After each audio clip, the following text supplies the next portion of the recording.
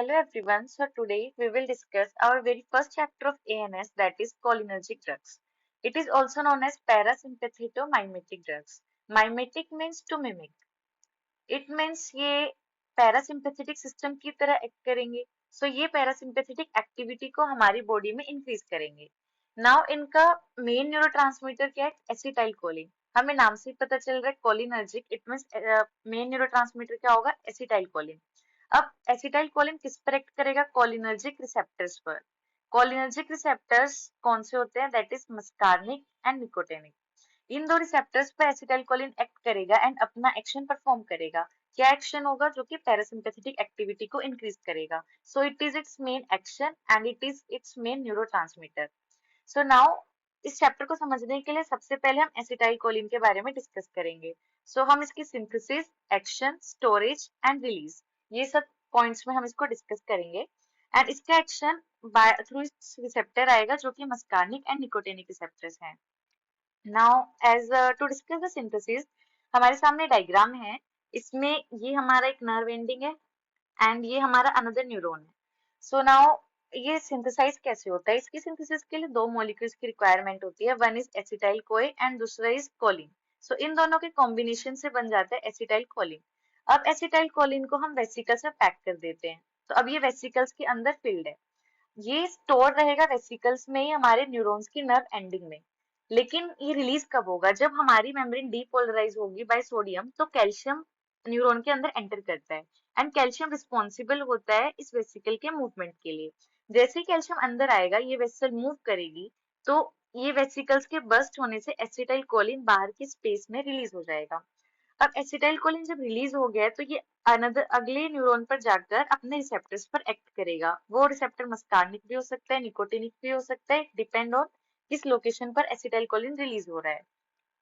अब जो भी जितना एक्शन होने के बाद एसिटाइल कोलिन बच जाएगा, तो रिमेनिंग एसिटाइल कोलिन पर कोलिन एस्ट्रेज एंजाइम एक्ट करेगा और इस एंजाइम का काम है ये एसिटाइल कोलिन को तोड़ देता है.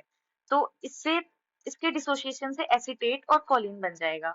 एंड ये वाला जो मॉलिक्यूल है, इसको न्यूरॉन्स दोबारा से रीअपटेक कर देंगे for the further synthesis of acetyl choline. तो इसका रीयूज होता रहेगा. तो ये साइकिल ऐसे ही चलती रहती है. एसिटाइल कोलिन फॉर्म होता है, स्टोर होता है, रिलीज होता है, देन अपना एक्शन करता है, और जो भी एक्स्ट्रा एसिटाइल कोलिन है वो दोबारा से रीअपटेक हो जाता है. ये साइकिल हमारी बॉडी में कंटिन्यूस चलता रहेगा. Now as we can see, जो भी रेड में यहाँ पे मार्क है वो सारे इसके इनहिबिटर्स हैं. हमारे एक एक स्टेप के लिए कोई कोई टॉक्सिन होते हैं जो इनके स्टेप्स को इनहिबिट करते हैं. जैसे यहाँ पे फर्स्ट टॉक्सिन है हेमिकोलिनियम. ये इसके रीअपटेक को इनहिबिट कर देता है. This is hemicholinium. नाउ ये सिंथेसाइज होने के बाद जब वेसिकल्स में स्टोर होता है, इस स्टेप को इनहिबिट करता है वेसामिकोल. इसको हम लर्न कर सकते हैं वेसिकल से रिलेटेड वेसामिकोल. नाउ अब सिंथेसिस होने के बाद जब इसको रिलीज होना है, तो इसके रिलीज को इनहिबिट करता है एक टॉक्सिन जिसका नाम है बोtulinum. नाउ ये कोलिनेस्ट्रेज इसके एक्स्ट्रा एसिटाइल कोलिन को जो तोड़ रहा था, इस एंजाइम को इनहिबिट करता है एक दूसरा एंजाइम जिसका नाम है एंटीकोलिन एस्ट्रेज. सो इस तरह से हम डिफरेंट डिफरेंट स्टेप्स को बाय डिफरेंट टॉक्सिन इनहिबिट कर सकते हैं. नाउ हमने एसिटाइल कोलिन के बारे में पूरा डिस्कस कर लिया है. लाइक सिंथेसिस होते हैं दो मॉलिक्यूल से, acetyl CoA and choline. Now next इसका रिलीज होता है वाया सिनेप्टिक वेसिकल्स. जब भी मेम्ब्रेन डीपोलराइज होगी, कैल्शियम अंदर आएगा, तो सिनेप्टिक वेसिकल्स मेम्ब्रेन के पास जाएंगी और इसका रिलीज हो जाएगा. नाउ इसका एक्शन कैसे होगा? जब ये सिनेप्टिक स्पेस में आ गया, तो उसके बाद ये अपने रिसेप्टर्स पर वो मस्कार्निक या निकोटिनिक उस पर एक्ट कर सकता है. So this was all about the acetyl choline. Now we will learn about the classification of these cholinergic drugs. So cholinergic drugs are further divided into two classes. One is cholinergic agonist and other is anticholinesterase. As agonist का मतलब ये होता है कि ये cholinergic के receptors पर जाकर एक्ट करेगा, तो ये डायरेक्टली एक्टिंग होता है. और एंटीकोलिनेस्टरेज इनडायरेक्ट एक्टिंग होता है. ये इनका मैकेनिज्म ऑफ एक्शन है. इसको अंडरस्टैंड करने के लिए हम, ये हमारा नर्व न्यूरॉन है और ये हमारे रिसेप्टर हैं. वो मस्कार्निक हो सकता है, निकोटिनिक हो सकता है. जब एसिटाइल कोलिन रिलीज होगा, तो ये जाके मस्कार्निक और निकोटिनिक पे एक्ट करता है. अब हम कोई बाहर से ड्रग दे रहे हैं, अगर वो डायरेक्ट जाके इन रिसेप्टर्स को स्टिमुलेट कर रहा है तो वो डायरेक्ट एक्टिंग ड्रग होगा। लेकिन अगर कोई ड्रग जाके इस न्यूरॉन एंडिंग पे काम कर रहा है कि ये एसिटाइल कोलिन की रिलीज को बढ़ा दे और फिर एसिटाइल कोलिन ही जाके इस रिसेप्टर पे एक्ट कर रहा है, तो ये हमारा इनडायरेक्ट एक्टिंग होगा। सो इनमें डिफरेंस क्या है? डायरेक्ट एक्टिंग डायरेक्ट जाके रिसेप्टर्स को स्टिमुलेट करता है और इनडायरेक्ट एक्टिंग नर्व एंडिंग पे एक्ट करके एसिटाइल कोलिन की सिंथेसिस को बढ़ाता है सो दैट वो खुद जाकर रिसेप्टर्स पे एक्ट कर सके। So this is direct mechanism and this is indirect mechanism. So I hope ये अंडरस्टैंडेबल है। डायरेक्ट एक्टिंग जो होता है वो एसिटाइल कोलिन के स्ट्रक्चर में सिमिलर होते हैं। सो ये मस्कार्निक और निकोटिनिक रिसेप्टर पे डायरेक्टली जाके एक्ट कर सकते हैं और ये एसिटाइल कोलिन के सिमिलर एक्शन प्रोड्यूस करेंगे। इनडायरेक्ट एक्टिंग जो होते हैं वो कोलिनेस्ट्रेज एंजाइम की एक्टिविटी को इनहिबिट करते हैं। इट मींस जैसे अभी हमने देखा था जो एक्स्ट्रा एसिटाइल कोलिन था उसको ब्रेक डाउन कर रहा था हमारा कोलिन एस्ट्रेज एंजाइम। तो हम अगर इसको इनहिबिट कर देंगे तो एसिटाइल कोलिन को कोई तोड़ेगा नहीं, तो एसिटाइल कोलिन रिलेटिवली बढ़ जाएगा। तो ये फ्री है to act on muscarinic and nicotinic receptor.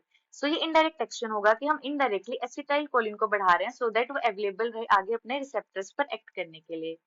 So now इसमें से ये पोटेंशिएट करता है एक्शन ऑफ एसिटाइल कोलिन और अब एसिटाइल कोलिन खुद जाकर मस्कार्निक निकोटिनिक पर एक्ट करके अपना पैरासिम्पैथेटिक जो एक्शन है वो परफॉर्म करेगा। सो इस वे में ये दोनों टाइप के ड्रग हमारे काम करते हैं। सो ये इनका क्लासिफिकेशन हो गया। Now talking about the receptor, तो हमें पता है कोलिनर्जिक रिसेप्टर मस्कार्निक एंड निकोटिनिक होता है। तो अब हमें दो चीजें जाननी है सारे रिसेप्टर्स के बारे में, उनकी लोकेशन कि वो कहाँ कहाँ पर प्रेजेंट है एंड दूसरा उनके यूजेस, वहां पर उनका काम क्या है। तो मस्कार्निक रिसेप्टर पहले तीन तरह के होते हैं, M1, M2 and M3। Nicotinic होते हैं दो, NM it means neuro muscular and NN it means neuro neuronal. Neuromuscular मतलब क्या है? एक नर्व होगा एक मसल होगा, तो इसके बीच में ये न्यूरोट्रांसमीटर एक्ट करेगा। तो ये एनएम प्रेजेंट कहाँ होता है? नर्व और मसल के बीच में। एनएन कहाँ प्रेजेंट होगा? एक न्यूरॉन होगा दूसरा न्यूरॉन होगा, तो दो न्यूरॉन के बीच में एन एन होता है और न्यूरोमस्कुलर जंक्शन पे एन एम होता है। सो ये इनकी लोकेशन हो गई। नाउ हमें लोकेशन याद करनी है मस्कार्निक रिसेप्टर की। सो M1, M2 एंड M3, हमारा जो M1 है वो CNS में प्रेजेंट होता है, मतलब सेंट्रल नर्वस सिस्टम, ब्रेन में, स्पाइनल कॉर्ड में, यहाँ पे जो रिसेप्टर होते हैं वो M1 होते हैं। M2 रिसेप्टर हमारा हार्ट पे प्रेजेंट होता है एंड M3 रिसेप्टर हमारा बाकी जितनी भी ऑर्गन्स हैं, जैसे स्मूथ मसल जो हमारी ब्लड वेसल्स में होती हैं, आईज में होती हैं, एक्सोक्राइन ग्लैंड्स में होती हैं, रेस्ट ऑल द ऑर्गन्स पे हमारा M3 रिसेप्टर प्रेजेंट होगा। एक और गैस्ट्रिक जो ग्लैंड्स होते हैं वहां पर हमारा M1 प्रेजेंट होगा। So these are the location of all this receptor. हम एनएम तो मस्कुलर से समझ आ जाता है, एनएमजे पे होगा, न्यूरो न्यूरोनल न्यूरॉन्स के बीच में होगा। लोकेशन हमें इनकी याद रखनी है तो हम याद कर सकते हैं, हमारा सबसे पहले ऊपर ब्रेन होता है, फिर उसके नीचे थोड़े हमारा थोरेसिक कैविटी में हार्ट होता है। तो पहले M1 में CNS होगा, 2 में हार्ट होगा और रेस्ट अदर ऑर्गन्स में M3 होगा। सो इन दिस वे हमें इनकी लोकेशंस याद रखनी है। So now we will discuss uses and side effect of cholinergic drugs. So uses and side effect हम एक ही टेबल में कवर करेंगे। तो यूजेस को सबसे पहले समझने के लिए हमें एक टर्म का क्लियर होना जरूरी है कि पैरासिम्पैथेटिक सिस्टम में एक्शन क्या होता है। तो पैरासिम्पैथेटिक में हमारा रेस्ट एंड डाइजेस्ट होता है। इसका मतलब हमारी जो बॉडी होती है एक रिलैक्स स्टेट में होती है, और डाइजेस्ट का मतलब है हमारी जो बॉडी के डाइजेशन है, जितने भी डाइजेस्टिव ग्लैंड्स हैं या अदर ग्लैंड्स हैं, और जितना भी एक्सक्रीटरी एक्टिविटी है, ये रेस्टिंग स्टेज की जितनी भी एक्टिविटीज होती हैं सब इंक्रीज हो जाती हैं। तो अब हम वन बाय वन सबको डिस्कस करते हैं। तो जैसे कि हमने अभी पढ़ा था, M1 रिसेप्टर हमारा CNS में होता है, M2 हमारा हार्ट में होता है, M3 हमारा रेस्ट ऑफ द ऑर्गन्स में होता है। तो यहाँ पे हम कौन सी रेस्ट ऑफ ऑर्गन्स डिस्कस करेंगे? फर्स्ट जो हम डिस्कस करेंगे वो है आई। देन ग्लैंड्स, इस ग्लैंड्स में हमारे सलाइवरी ग्लैंड, लैक्राइमल ग्लैंड, हमारे गट के गैस्ट्रिक ग्लैंड, सारे ग्लैंड्स कवर होते हैं। Then smooth muscle, smooth muscle हमारी intestinal smooth muscle and bladder smooth muscle, वो सब हम यहाँ पे डिस्कस करेंगे। So now first talking about CNS, जहाँ पे हमारा M1 रिसेप्टर प्रेजेंट है। तो क्योंकि हम रिलैक्सिंग स्टेट में, हम एक रेस्ट स्टेट में है, तो हमारा माइंड रिलैक्स है, तो हम बहुत अच्छा सोच सकते हैं, हमारी जो लर्निंग एंड मेमोरी पावर होती है वो बढ़ जाती है।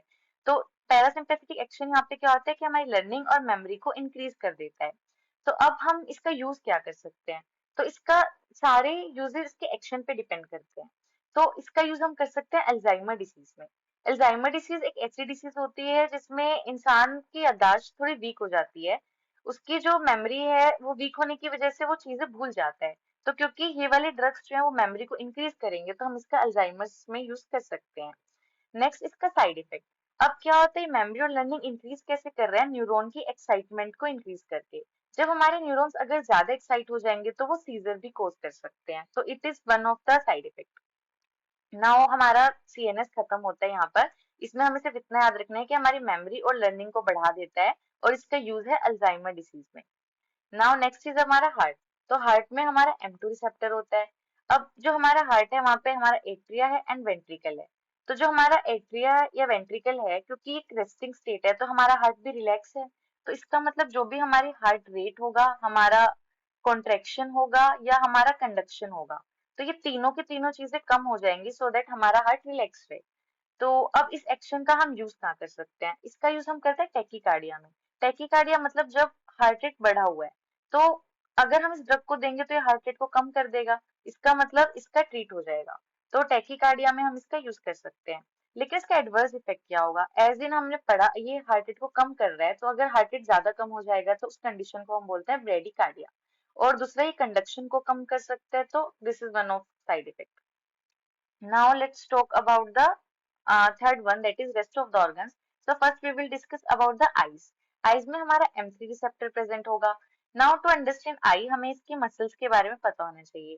So हमारी eyes में दो मसल होती हैं. One is ciliary muscle and one is pupillary muscle. तो जो ciliary muscle होती है उसका एक्शन होता है इंट्राओक्यूलर टेंशन को रेगुलेट करना.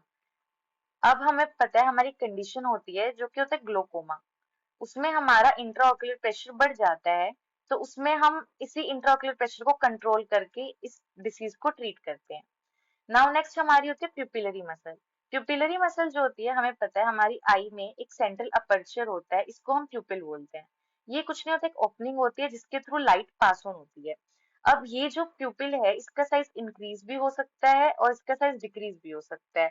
तो डिपेंड्स ऑन कौन सी मसल एक्ट कर रही है। अगर हमारी स्फिंक्टर प्यूपिले मसल एक्ट करती है तो इसका साइज जो होता है वो छोटा हो जाता है, और अगर इसका छोटा होगा तो इसको हम बोलेंगे कॉन्स्ट्रिक्शन। कॉन्स्ट्रिक्शन को हम टर्म में बोलते हैं मियोसिस। अब अगर हमारी डायलेटर प्यूपिल मसल एक्ट कर रही है, डायलेटर का मतलब ये है डायलेट करना, तो जो हमारा प्यूपिल है उसका साइज बड़ा हो जाएगा, और अगर ये डायलेट हो जाएगा तो इस टर्म को हम बोलते हैं मिड्रिएसिस। तो डिपेंड ऑन हमारी प्यूपिलरी की कौन सी मसल एक्ट कर रही है, अगर स्फिंक्टर प्यूपिल एक्ट करेगी तो मियोसिस होगा, और डायलेटर प्यूपिल एक्ट करेगी तो मिड्रिएसिस होगा। तो इस तरह से हमारी आई हमारे प्यूपिल के एंड सिलियरी के फंक्शन को रेगुलेट करती है। नाउ पैरासिम्पेथेटिक में क्या होगा, जो ये सिलियरी मसल है ये कॉन्ट्रैक्ट होगी। अगर इसका कॉन्स्ट्रिक्शन होगा तो हमारा जो इंट्राऑक्यूलर टेंशन है वो कम हो जाएगा। इसीलिए हम इसको ग्लोकोमा में यूज कर सकते हैं। ग्लोकोमा में अभी मैंने बताया कि कंडीशन होती है जिसमें इंट्राऑक्यूलर प्रेशर बढ़ जाता है, तो हम अगर ये ड्रग देंगे उससे इंट्राऑक्यूलर प्रेशर कम हो जाएगा, तो ये ग्लोकोमा को ट्रीट कर सकता है। दूसरा इसका यूज क्या होता है, ये जो स्पिंटर प्यूपिले होता है ये हमारा सिंपैथेटिक एक्शन होता है। सॉरी, ये हमारा पैरासिम्पेथेटिक एक्शन होता है।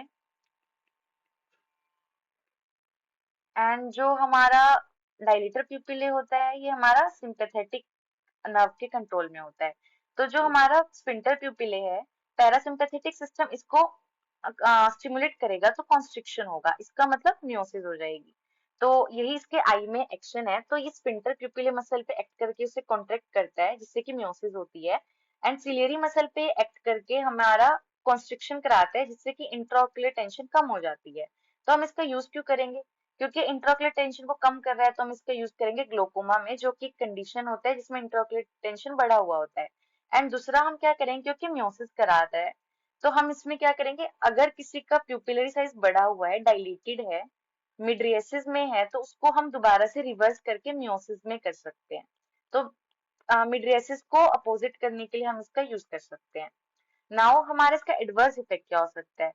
क्योंकि मसल बहुत देर तक अगर कॉन्ट्रैक्टेड रहेगी, बहुत देर तक हमारा प्यूपिल जो है कॉन्स्ट्रिक्ट रहेगा, मियोसिस में रहेगा, तो ये आईब्रो पेन कोज कर सकता है। सो नाउ हमारा आई कंप्लीट हो गया। अब हम चलते हैं अदर ग्लैंड्स पे। सारे ग्लैंड्स पे हमारा M3 प्रेजेंट होगा। तो एक्सेप्ट गैस्ट्रिक ग्लैंड में हमारा M1 प्रेजेंट होता है, जो हमने ऊपर डिस्कस किया था। तो अब हमारा जो सिक्रीशन होता है, सारी की सारी सिक्रीशन, कोई भी ग्लैंड हो, सभी सिक्रीशन को इंक्रीज करता है, क्योंकि रेस्टिंग स्टेज पर डाइजेस्टिव फंक्शन इंक्रीज हो जाता है। डाइजेशन के लिए हमें चाहिए एंजाइम्स एंड उनकी सिक्रीशंस। तो सारी की सारी सिक्रीशन हमारे पैरासिम्पेथेटिक में इंक्रीज हो जाती हैं। तो वो स्वेटिंग हो, लेक्राइमेशन हो, सलाइवेशन हो, या ब्रोंकस की जो म्यूकस सिक्रीशन होती है, या ट्रेकिया में जो सिक्रीशन होती है, वो सब secretion including the gastric secretion हमारा मेन क्या होता है, एचसीएल का काम क्या होता है, डाइजेशन। तो ये सारी की सारी सिक्रीशन हमारी इंक्रीज हो जाती है। लेकिन इसमें एक पॉइंट टू रिमेम्बर कि मिल्क एंड बाइल, इन चीजों की जो सिक्रीशन है वो अफेक्ट नहीं होती है, बाकी हमारे जितने भी ग्लैंड्स हैं उन सबकी सिक्रीशन इंक्रीज हो जाती है। तो अब हम इनका यूज कहाँ कर सकते हैं। एक सिंड्रोम होता है, सजोरन सिंड्रोम। इसमें क्या होता है, हमारी जो आईज और माउथ दोनों ड्राई हो जाते हैं। तो क्योंकि ये सलाइवेशन एंड लेक्राइमेशन दोनों को इंक्रीज कर रहा है, सलाइवेशन मीन्स माउथ को जो ड्राई है उसको ट्रीट करेगा, लेक्राइमेशन मतलब जो ड्राई आईज हो गई हैं उसको ट्रीट करेगा। तो इस सिंड्रोम के ट्रीटमेंट में हम इसको यूज कर सकते हैं। देन जीरोस्टोमिया मतलब होता है ड्राई माउथ, उसमें भी हम इसको यूज कर सकते हैं। एक होता है जीरोफ्थेल्मिया मतलब होता है हमारा ड्राई आईज। तो ड्राई आईज है क्योंकि लेक्राइमेशन को बढ़ा रहा है, तो हम उसमें भी इसको यूज कर सकते हैं। अब इसका साइड इफेक्ट क्या हो सकता है, इसका साइड इफेक्ट होगा अगर लेक्राइमेशन ज्यादा बढ़ गया तो वाटरिंग ऑफ आईज होगा। तो लेक्राइमेशन ज्यादा बढ़ जाता है इसमें कभी कभी, और सलाइवेशन भी इसी वजह से ज्यादा बढ़ सकता है। तो इसके one of the side effect है। जो इसका मेन साइड इफेक्ट यहाँ पे होता है गैस्ट्रिक सिक्रीशन में अगर एचसीएल बढ़ जाएगा तो ये गैस्ट्राइटिस कोज कर सकता है। ये एक इन्फ्लेमेटरी कंडीशन होती है हमारे स्टमक की, जिसमें एचसीएल सिक्रीशन बढ़ जाता है। तो इसमें इसके साइड इफेक्ट में ये इंक्लूड होता है। सो नाउ हमारा इसके ग्लैंड्स भी कंप्लीट होता है। अब हम डिस्कस करते हैं स्मूथ मसल। तो स्मूथ मसल में हमारे दो जो आते हैं, ब्लैडर, इंटेस्टाइन एंड लंग्स। हम यहाँ पे तीन चीजें डिस्कस करेंगे। तो जो हमारा ब्लैडर है, सबसे पहले हमारे ब्लैडर में हमारा यूरिन स्टोर है, क्योंकि हमें पता है अब हमारा पैरासिम्पैथेटिक सिस्टम हमारा डाइजेशन और एक्सक्रीशन को बढ़ा देता है। तो इसका मतलब ये यूरिन को एंड फीकल एक्सक्रीशन को बढ़ाएगा। तो ये यूरिन एक्सक्रीशन को कैसे बढ़ाता है, जो यहाँ पे हमारी यूट्रस है, सॉरी, जो हमारा यूरिनरी ब्लैडर है, यहाँ पे हमारी मसल होती है डेट्रूसर मसल। जो ये डेट्रूसर मसल है, इसको ये कॉन्ट्रैक्ट करेगा। जब ये मसल कॉन्ट्रैक्ट होगी तो यहाँ से प्रेशर रिलीज होगा, तो जो हमारा यूरिन है वो नीचे पास आउट होगा। दूसरा ये एक्ट करता है, यहाँ पे स्फिंक्टर होता है जो कि हमारी यूरिन को होल्ड करता है। तो इस स्फिंक्टर को रिलैक्स कर देगा। अगर ये स्फिंक्टर रिलैक्स हो जाएगा तो ये स्पेस बढ़ेगा और हमारा यूरिन पास आउट हो जाएगा। तो ये यहाँ पे दो एक्शन कर रहा है, डेट्रूसर मसल को कॉन्ट्रैक्ट कर रहा है एंड ये स्फिंक्टर को रिलैक्स कर रहा है। तो इन दो एक्शन की वजह से हमारा यूरिन पास आउट हो जाएगा। तो इसका ब्लैडर पे क्या काम होगा, डेट्रूसर मसल की कॉन्ट्रैक्शन करेगा एंड स्फिंक्टर को रिलैक्स करेगा। इस वजह से हमारा ब्लैडर से क्या होगा, यूरिन एक्सक्रीशन बढ़ जाएगा। अब इसको हम यूज कहाँ कर सकते हैं, हमारा होता है एटोनिक ब्लैडर। एटोनिक ब्लैडर मतलब उसकी टोन चली गई है, मतलब वो कॉन्ट्रैक्ट नहीं कर पा रहा है, तो हम अगर ये ड्रग देंगे तो वो कॉन्ट्रैक्शन करेगा। तो हम एटोनिक ब्लैडर में यूज कर सकते हैं और एक्सक्रीशन कोज कर सकते हैं, सॉरी, यूरिनेशन कोज कर सकते हैं। Next, post operative urine retention. जब भी कोई सर्जरी होती है तो कभी कभी क्या होता है, पोस्ट ऑप केस में यूरिन रिटेन हो जाता है। यूरिन रिटेंशन को हम ट्रीट करने के लिए क्या कर सकते हैं, ये ड्रग देंगे जिसकी वजह से दोबारा से मसल कॉन्ट्रैक्ट होगी और स्फिंक्टर रिलैक्स होगा, तो हमारा यूरिन पास आउट हो जाएगा। तो दो यूजेस है इसके, atonic bladder and post op cases. Now इसका एडवर्स इफेक्ट क्या होगा, साइड इफेक्ट होगा कि जो यूरिन है हमारा, अगर वो मसल कॉन्ट्रैक्ट होकर स्फिंक्टर रिलैक्स होता रहेगा तो यूरिनेशन इंक्रीज हो सकता है, तो वो इसका साइड इफेक्ट हो जाएगा। Now next we will talk about intestine. अब इंटेस्टाइन पे भी जो हमारे इंटेस्टाइनल मसल्स होती हैं उस पे एक्ट करेगा और इसकी मोटिलिटी को इंक्रीज करेगा। अब अगर इसकी मोटिलिटी इंक्रीज हो जाएगी तो जो हमारा फीकल मैटर है वो जल्दी जल्दी पास ऑन होगा और एक्सक्रीट होगा, तो एक्सक्रीशन बढ़ जाएगी। तो इसका काम क्या होता है, ये मोटिलिटी को इंक्रीज करता है। अब इसका यूज क्या होगा, क्योंकि ये मोटिलिटी को इंक्रीज कर रहा है, तो जो कॉन्स्टिपेटेड कंडीशन होती है, कॉन्स्टिपेशन मतलब जहाँ पे मोटिलिटी कम हो जाती है और फीकल मैटर पास नहीं कर पाता, तो उसमें हम ये ड्रग देंगे तो ये मोटिलिटी इंक्रीज होगी और ये जो फीकल मैटर है वो पास ऑन कर पाएगा। तो इसको हम यूज कर सकते हैं कॉन्स्टिपेशन को ट्रीट करने के लिए। बट इसका साइड इफेक्ट क्या होगा, अगर मोटिलिटी ज्यादा इंक्रीज हो गई तो हमें पता है ज्यादा मोटिलिटी होने की वजह से फीकल मैटर बहुत जल्दी पास करेगा और ये डायरिया कोज कर सकता है। तो अगर इसको हम कॉन्स्टिपेशन के ट्रीटमेंट में यूज कर रहे हैं तो इसका साइड इफेक्ट क्या हो सकता है, डायरिया। सो और इसका वन ऑफ अदर यूज होता है पोस्ट ऑफ पैरालिटिक इलियस। तो हमारा कभी कभी पोस्ट ऑफ केसेस में इलियस इलियम जो होता है उसकी मोटिलिटी भी कम हो जाती है, तो हम उसकी मोटिलिटी को भी इंक्रीज करके एक्सक्रीशन को इंक्रीज कर सकते हैं। अब नेक्स्ट हमारा इंटेस्टाइन। सो नाउ इंटेस्टाइन के बाद हम डिस्कस करेंगे लंग्स। सो इसका लंग्स में एक्शन क्या होगा, तो जो हमारा लंग्स में ट्रेकिया होता है, ब्रोंकस होता है, देन हमारा लंग्स होता है। तो लंग्स में क्या कोज करता है, ये क्योंकि पैरासिम्पैथेटिक सिस्टम है तो हमारी बॉडी रिलैक्स स्टेट में है, तो हमारी ऑक्सीजन डिमांड जो होती है वो कम होती है। अभी हम भाग नहीं रहे तो हमें ऑक्सीजन की ज्यादा जरूरत नहीं है, तो हमारा जो एयर पैसेज होता है ना वो थोड़ा नैरो हो जाता है क्योंकि यहाँ पे ब्रोंको कॉन्स्ट्रिक्शन हो जाती है। दूसरा हमें पता है इस सिस्टम में सिक्रीशंस इंक्रीज होती हैं, तो जो ब्रोंकियल एंड ट्रैकियल सिक्रीशन है वो इंक्रीज हो जाएंगी, तो ये पैसेज फर्दर नैरो हो जाएगा। तो यहाँ पे हमारे दो एक्शन होते हैं, one is broncho constriction and second is जो ट्रैकिया एंड ब्रोंकस की सिक्रीशन होती है वो इंक्रीज हो जाती है। सो लंग्स में हमारे दो ही एक्शन है, one is broncho constriction and secretion का इंक्रीज होना। सो नाउ अगर हम इसका यूजेस एज सच कोई नहीं है, बट इसका कॉन्ट्रा इंडिकेशन है, वो है अस्थमा। अस्थमा में हम इसको नहीं दे सकते क्योंकि हमें पता है अस्थमा एक एलर्जिक कंडीशन है जिसमें कि हमारा जो नैरो एयर पैसेज है वो बहुत नैरो हो जाता है, जिसकी वजह से एयर बाहर एस्केप नहीं कर पाती है। और अगर एयर बाहर एस्केप नहीं कर पाती है तो इसमें जो कंडीशन होती है वो वर्सन हो जाती है। अब क्योंकि जब हम ये पैरासिम्पैथेटिक ड्रग्स दे रहे हैं, ये ब्रोंको कॉन्स्ट्रिक्शन और सिक्रीशन इंक्रीज कर रहे हैं, तो इसकी वजह से पैसेज बहुत नैरो हो जाता है क्योंकि यहाँ पे ब्रोंकस कॉन्स्ट्रिक्ट हो जाएगा, यहाँ पे सिक्रीशन इकट्ठा हो जाएगी, तो जो एयर है इसको और ज्यादा जगह नहीं मिलेगी बाहर जाने के लिए, तो जो अस्थमा का पेशेंट है उसकी कंडीशन वर्स हो जाएगी। तो इसलिए हम इसको अस्थमा में कभी भी प्रिस्क्राइब नहीं करते हैं। So now we are done with the smooth muscle also. Now one of the other organ here is penis. Then we have to just remember that erection here is a parasympathetic action and ejaculation is a sympathetic action. So now it is all about the muscarinic receptors use and side effect we all have seen. Just in case if you don't remember this table step by step, there is a mnemonic for the side effect, that is jumbles. So dumbbells means D means diarrhea, U means urination, M means meiosis, B means bradycardia, and B means bronchospasm. You can also remember it like we have discussed smooth muscle. So we have discussed three: lungs, then intestine and then bladder. So अगर intestine में side effect है तो diarrhoea होगा, bladder में है तो urination increase होगा, lungs में है तो bronchospasm होगा, देन आईज में अगर होगा तो म्योसिस होगा, अगर ये हार्ट में होगा तो ब्रेडिकार्डिया होगा, अगेन लंग्स में bronchospasm. E means excitation, as we have discuss CNS में ये लर्निंग और मेमोरी को इंक्रीज करता है, एक्साइटेशन को बढ़ाता है तो सीजर कोज कर सकता है। Then L S means lacrimation and salivation, as we have discuss ये सभी सिक्रीशन को इंक्रीज करता है। सो पूरे टेबल के जितने भी side effect it's concise in this one mnemonic, that is dumbbells. Now, contraindication. So there are only three contraindication for this. One is asthma, as we have already discussed, क्योंकि ये bronchus में muscle tract करके Bronco constriction करता है and secretion increase करता है। सो इस वजह से जो एयर पैसेज है वो बहुत नैरो हो जाता है। तो एयर पैसेज नैरो होगा तो हम अस्थमा के पेशेंट में इसको यूज नहीं कर सकते। देन हाइपोटेंशन, ये बीपी को कम करता है क्योंकि इसका वेसोडाइलेटरी इफेक्ट होता है, तो इसको हम हाइपोटेंशन जिनका ऑलरेडी बीपी कम है उनको नहीं दे सकते।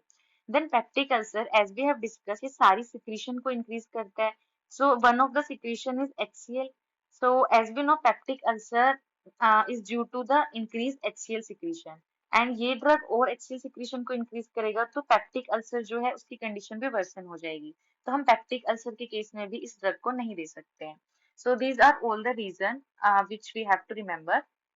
Now this was all about the muscarinic action of the cholinergic drugs. Now we also have to learn the nicotinic actions of the cholinergic drugs. So nicotinic action here are, one is cobra bite poisoning. So There is depurization, one is Myasthenia gravis, and one is atropine or belladonna poisoning. What is all this? We will discuss it now. So cobra bite poisoning. So whenever the snake cobra bites us, तो उसके जो जहर होता है उसमें एक poison होता है जिसका नाम होता है क्यूरेट। जो ये क्यूरेट होता है ये हमारा एनएम ब्लॉकर होता है। और हमें पता है हमारे निकोटिनिक जो रिसेप्टर होते हैं वो होता है NM and NN. It means neuromuscular and neuroneuronal. क्योंकि ये न्यूरोमस्कुलर ब्लॉक है तो न्यूरॉन से मसल के पास सिग्नल नहीं जाएगा। तो हमारी मसल काम आती है रनिंग में और भागने में। तो जब भी कोई सांप काटता है तो क्या होता है, पर्सन थोड़ी देर तक भागता है, उसके बाद वो गिर जाता है, वो भाग नहीं पाता, क्योंकि उसका जो नर्व और मसल का जो कनेक्शन है ये ब्लॉक हो जाता है। तो वो उसके बाद गिर जाता है। तो इसी को हमें जब इसकी पॉइजनिंग को ट्रीट करना है तो हम जो एनएम रिसेप्टर ब्लॉक हो गया है हमारा इसको स्टिमुलेट करेंगे। तो हम हमारे जो निकोटिनिक ड्रग्स हैं जो कि कोलिनर्जिक ड्रग्स हैं जो कि इस रिसेप्टर को स्टिमुलेट करते हैं, वो ड्रग्स को देंगे। तो कोलिनर्जिक ड्रग्स का एक्शन होता है हमारा कोबरा बाइट पॉइजनिंग में। देन डीक्यूराइजेशन। डीक्यूराइजेशन क्या होता है कि जब भी हमारी कोई सर्जरी होती है तो हम एनेस्थीसिया देते हैं। एनेस्थीसिया में हम क्यूरेट देते हैं। ये क्यूरेट यही होता है जो कि एनएम ब्लॉकर होता है। तो हमारा नर्व से जो मसल में पेन का सेंसेशन होता है वो फील नहीं होता और पर्सन की सर्जरी हो जाती है। अब जब सर्जरी खत्म हो गई तो आफ्टर सर्जरी हमें पर्सन को दोबारा से ठीक करना है ताकि उसको जो सिग्नल हमने ब्लॉक कर दिया है, एनएम जंक्शन को ब्लॉक किया है, वो हम ठीक कर सके दोबारा से। तो हम क्या करते हैं कि आफ्टर सर्जरी हम इस क्यूरेट के एक्शन को अपोजिट करते हैं, इसको बोलते हैं डीक्यूरेराइजेशन। सो इसमें भी हम क्या करते हैं, एनएम ब्लॉक, अभी जो हमारा रिसेप्टर ब्लॉक है उसको हम स्टिमुलेट कर देंगे। तो ये ड्रग्स कोलिनर्जिक ड्रग्स के एक्शन से ये स्टिमुलेट हो जाता है। तो other use is decurarization. Another is myasthenia gravis. Myasthenia gravis एक ऑटो इम्यून कंडीशन होती है जिसमें हमारा जो ये रिसेप्टर होते हैं कोलिनर्जिक रिसेप्टर, इसके अगेंस्ट हमारी बॉडी एंटीबॉडीज बना लेती है। और हमारा जो एसिटाइल कोलिन होता है वो इस रिसेप्टर पे एक्ट नहीं कर पाता। तो इस कंडीशन में इस कंडीशन माइस्थेनिया ग्रेविस में हमारा कोई भी मसल एक्ट नहीं कर पाता है। तो इस कंडीशन को हम दोबारा से फर्दर डिटेल में डिस्कस करेंगे नेक्स्ट वीडियो में, क्योंकि इसके ऊपर अलग से शॉर्ट नोट आता है। Next is atropine and belladonna poisoning. Atropine जो होता है एंटीकोलिनर्जिक ड्रग होता है। एंटीकोलिनर्जिक ड्रग हमारा नेक्स्ट चैप्टर है। एंटीकोलिनर्जिक ड्रग अगर बहुत ज्यादा हो जाएगा तो उसका अपोजिट हमें पता है क्या होता है, कोलिनर्जिक ड्रग। तो जब भी एट्रोपिन मतलब इस एंटीकोलिनर्जिक ड्रग की पॉइजनिंग होगी तो हम उसका अपोजिट ड्रग जो कि कोलिनर्जिक ड्रग्स है वो दे देंगे। तो इसके में भी ये यूज आएगा। तो हमारे इसके यूजेस हो गए cobra bite poisoning, decurization, Myasthenia gravis, and atropine poisoning. So these are all the nicotinic actions of cholinergic drugs. So if अगर हमारे cholinergic drugs के uses आते हैं तो हमें सिर्फ इसके मस्कार्निक नहीं nicotinic actions भी लिखने हैं. So this was all about its uses. Now we will discuss about the drugs, that is cholinergic drugs. इनको हम बोलते हैं कोलिनोमाइमेटिक, इट मीन्स मिमिक करना। तो ये कोलिनर्जिक एक्शन को मिमिक करता है। और पैरासिम्पेथेटोमाइमेटिक मतलब ये पैरासिम्पेथेटिक एक्शन को मिमिक करता है। अब इसमें हमारे दो क्लासेस ऑफ ड्रग है, cholinergic agonist and anticholinesterase. As we had already discuss, इसका मैकेनिज्म ऑफ एक्शन होता है कि डायरेक्ट एक्टिंग होता है और ये इनडायरेक्ट एक्टिंग होता है। इट मीन्स डायरेक्ट एक्टिंग, ये डायरेक्ट हमारे मस्कार्निक और निकोटिनिक एक्शन रिसेप्टर पे जाके एक्ट करेंगे। और इनडायरेक्ट एक्टिंग मतलब ये एसिटाइल कोलिन की अवेलेबिलिटी को बढ़ाएंगे जिसकी वजह से एसिटाइल कोलिन जाके इन रिसेप्टर पे एक्ट करेगा और अपना एक्शन परफॉर्म करेगा। So this is direct acting and this is indirect acting. Now इसमें हमारे जो ड्रग्स आते हैं एसिटाइल कोलिन, मिथेकोलिन, इसमें जो ड्रग्स आते हैं muscarine, pilocarpine, you can remember whatever you like. Now anticholinesterase, क्योंकि एंटीकोलिनेस्ट्रिक इज एक इंजाइम है, तो एक इंजाइम को हम रिवर्सिबली भी इनहिबिट कर सकते हैं, इरिवर्सिबली भी इनहिबिट कर सकते हैं। तो जब हम रिवर्सिबल इनहिबिट करते हैं तो रिवर्सिबल ड्रग्स होते हैं हमारे कार्बामेट्स और इरिवर्सिबल ड्रग होते हैं हमारे ऑर्गेनोफॉस्फेट। लेकिन दो एक्सेप्शन होते हैं, ऐसे दो कार्बामेट्स होते हैं जो इरिवर्सिबल इनहिबिट करते हैं। तो इन जनरल जो रिवर्सिबल होते हैं वो कार्बामेट्स होते हैं और जो इरिवर्सिबल होते हैं वो ऑर्गेनोफॉस्फेट होते हैं, just with the two exceptions. And so this was all about the cholinergic drugs. You have to remember this table. Now we are done with this cholinergic drugs. So to just revise this whole in one. So these are the points in which we have discussed this topic. So in introduction we had discussed कि जो हमारे cholinergic drugs होते हैं इसमें इनका main neurotransmitter होता है acetylcholine and in ये क्या करते हैं पैरासिम्पैथेटिक एक्टिविटी को इंक्रीज कर देते हैं। देन हमने पढ़ा एसिटाइलकोलिन के बारे में कि वो सिंथेसाइज कैसे होता है, वो फिर सिनेप्टिक वेसिकल में स्टोर होकर रिलीज होता है एंड देन वो अपना एक्शन परफॉर्म करता है रिसेप्टर्स पर। फिर हमने पढ़ा रिसेप्टर्स कौन से होते हैं, तो इसमें मस्कार्निक रिसेप्टर होता है, निकोटिनिक रिसेप्टर होता है। मस्कार्निक M1 M2 एंड M3 होता है and nicotinic is NM and NN होता है। सो हमने पढ़ा M1 हमारा CNS में होता है, फिर M2 हमारा हार्ट में होता है एंड M3 हमारा rest of the all organs में होता है।